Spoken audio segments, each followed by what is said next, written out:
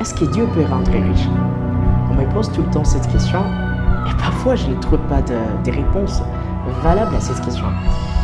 Mais je vais essayer de donner une réponse claire à travers de cette vidéo pour répondre à tout ce qui me demande et tout ce qui me pose cette question.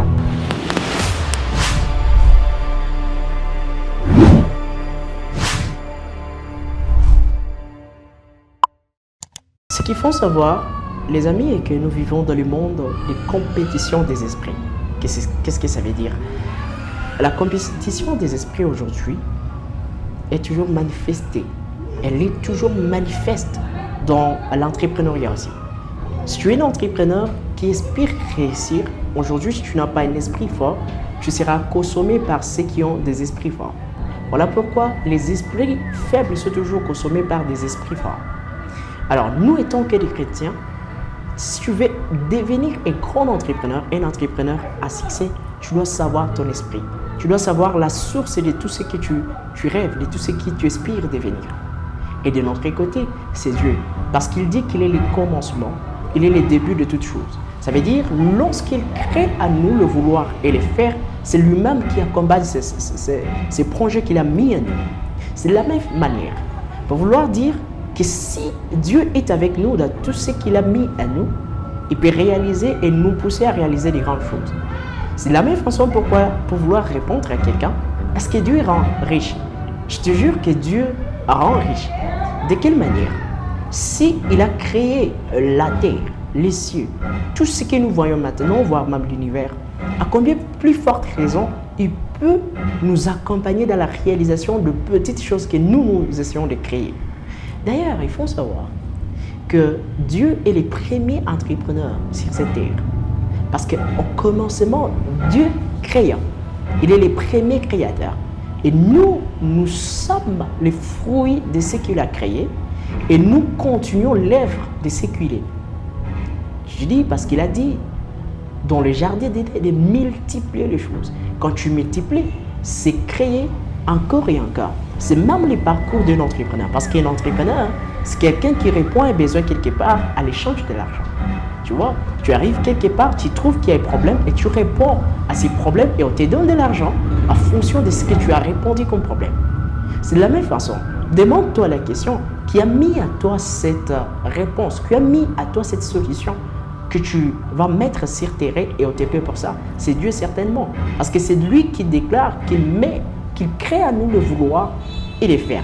Donc, toutes choses que nous faisons, c'est lui qui les met d'abord à nous.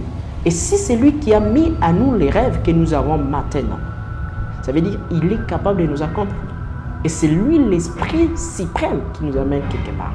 Alors, tous ces entrepreneurs qui pensent que les grands entrepreneurs, les entrepreneurs à succès, ce ne sont pas les entrepreneurs qui consultent Dieu, ils se trompent carrément.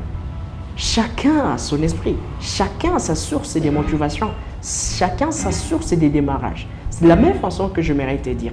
Maintenant, tu veux aller tellement très loin, il faut savoir bien sélectionner ta source de motivation, ta source de démarrage qui te pousse même à aller tellement de l'avant.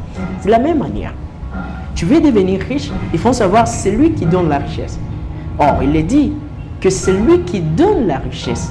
C'est lui qui donne tout à travers de nous. C'est de la même façon. Tu peux te dire que non, moi je suis un entrepreneur, je suis un athée, je ne crois nulle chose. Je ne crois rien du tout. Mais je peux te dire, ok, il n'y a pas de problème. Parce qu'il y a deux chemins, soit les gauches, soit les droites. Alors c'est à toi de savoir, est-ce que je suis de gauche, soit je suis de droite. C'est là, je suis de gauche, soit je suis de droite.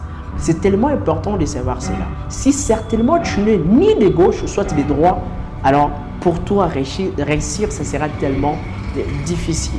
Voilà ma réponse pour te dire que si tu veux réussir, il faut savoir identifier ta source de motivation. Il faut savoir et bien identifier ce qui met à toi les idées que tu as maintenant. Si tu sais que c'est Dieu, alors tu dois savoir qu'est-ce que je peux faire pour que je bénéficie encore de plus de cette source de motivation, de cette source de ressources, de cette ressource à moi. Alors, il y en a des conditions. Si tu veux certainement profiter de ce que Dieu désire, de ce que Dieu veut que nous puissions être. La première des choses, c'est que tu dois d'abord connaître qui il est et suivre ses principes, ses commandements, suivre ses règles. Et la deuxième des choses, c'est que tu dois savoir payer les sacrifices. Les sacrifices, ce n'est pas ce que nous faisons.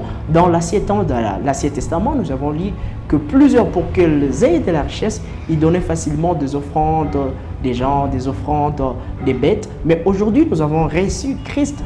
Il est venu pour nous, pour sauver, pour nous purifier.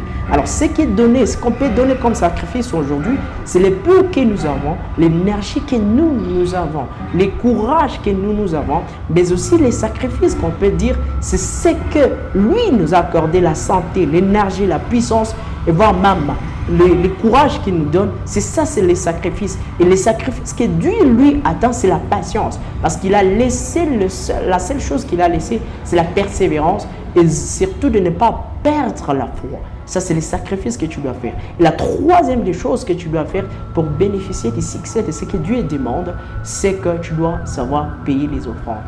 Payer, donner les offrandes. Et quand on parle des offrandes ici, parce qu'il dit dans travers de la Bible que c'est lui qui répond, c'est lui qui parle de mes commandements, c'est lui celui qui croit à moi, c'est cette personne qui met en pratique mes commandements. Et le premier commandement, c'était d'aimer son prochain comme tu t'aimes. Et quand tu aimes quelqu'un, tu es prêt de donner une offrande à cette personne. Et l'offrande que je dis ici, c'est parmi les choses le plus important de la vie de quelqu'un qui désire réussir avec Christ. Donc, parler de l'offrande, donne des offrandes aux gens. Tu rencontres quelqu'un qui n'a ni à manger, donne à manger ce que tu as à manger. Tu peux aller visiter les orphelins, tu peux aller visiter les veuves, tu peux aller visiter les prisonniers. C'est tellement important. Comme à RDC, nous vivons maintenant la période où, au vu des déplacements, c'est le moment d'investir, c'est le moment de parler de toi et c'est le moment de donner des offrandes, même avec le peu que tu as. N'attends pas d'avoir des milliers pour commencer à poser les actes et pour commencer à faire des offrandes. C'est tellement important et c'est ce que Dieu désire certainement. Alors Dieu répond à tout ça et c'est ça ce que Dieu attend pour qu'il nous booste de l'avant. Alors j'aimerais te dire que Dieu est réellement enrichi. Toutes les grandes personnalités que je lis dans la Bible jusqu'à maintenant, ce sont des personnes qui ont respecté ces trois choses. Et ces personnes, aujourd'hui, on les lit, que ce soit Abraham, que ce soit Salomon, que ce soit David, et toutes les autres personnes de la Bible, les grandes personnes de la Bible, ont respecté ces trois choses. Et aujourd'hui, ce sont des grands riches qui n'ont jamais existé. Parce que dans la Bible, si tu lis la richesse de Salomon, sur cette terre, il n'y aura jamais quelqu'un qui est plus riche que Salomon. Même si on parlait de Bill Gates, on parlait de Mark Zuckerberg et tous les autres, Jack Bezos, il n'y aura jamais quelqu'un qui va s'égaler à Salomon. Et donc, lorsque Dieu te donne une richesse, il ne retire jamais. Et lui, quand il donne, ce que j'aime beaucoup est que quand Dieu te donne la richesse, quand il t'élève, il ne te retire jamais cette richesse. À une seule condition, quand tu marches avec lui, il t'accomplira certainement. Car les choses, s'il a mis quelque chose à toi, il accomplira certainement, à la condition que tu marches selon les désirs. S'il voit que tu n'es pas sur sa voie, là, il va complètement retirer sa chose et pourquoi pas le mettre et l'accorder à une autre personne. Voilà pourquoi ma réponse, elle est certainement longue, mais j'aimerais que tu retiennes cela. Dieu rend riche à son temps. Et c'est ce temps qu'il attend que nous puissions d'abord être formés par son école pour mériter ce que lui il désire. Parce qu'il n'est pas un Dieu des circoncis, il est un Dieu responsable. Et lui, il attend que tu sois d'abord responsable pour qu'il te donne ce que toi, tu désires qu'il te donne maintenant. C'est ça ce qui est important. Et c'est ça que je mérite de dire maintenant à travers de cette vidéo. Dieu est riche à son temps. Bien, j'ai fini par là. J'étais Jarny, Monsieur Réflexion. Je suis le promoteur des stands à la RDC TV, une chaîne de télévision en ligne dédiée aux entrepreneurs. Nous accompagnons les entrepreneurs en ligne. Nous formons aussi les entrepreneurs dans plusieurs domaines, que ce soit l'entrepreneuriat, la oratoire, que ce soit la prise de vue, tout ça.